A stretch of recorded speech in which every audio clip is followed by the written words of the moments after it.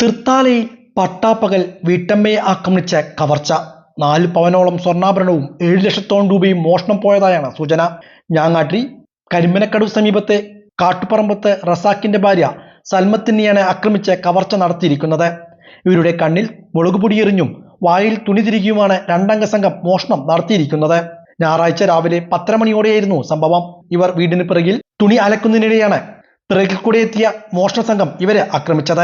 കണ്ണിൽ മുളകുപൊടി എറിഞ്ഞ് വായിൽ തുണി തിരികെയാണ് ഇവരുടെ കഴുത്തിൽ കിടന്നിരുന്ന 4 പവനോളം സ്വർണ്ണാഭരണം മോഷ്ടിച്ചത്. ഒപ്പമുണ്ടായിരുന്ന ആൾ അകത്ത് കയറി 7 ലക്ഷത്തോളം രൂപയും കവരുകയായിരുന്നു. തുടർന്ന് സംഘം ഓടി രക്ഷപ്പെട്ടെന്നാണ് പറയുന്നത്. വീട്ടിൽ കളിച്ചുകൊണ്ടിരുന്ന കുട്ടികളാണ് മോഷണം നടത്തി സംഘം കടന്നുപോകുന്നത് കണ്ടതെന്നാണ് പറയുന്നത്. കണ്ണിൽ മുളകുപൊടി എറിഞ്ഞതിനെ തുടർന്ന് പരിക്ക് പറ്റിയ വീട്ടമ്മയെ പട്ടാമ്പിയിലെ സ്വകാര്യ ആശുപത്രിയിൽ പ്രവേശിപ്പിച്ചു.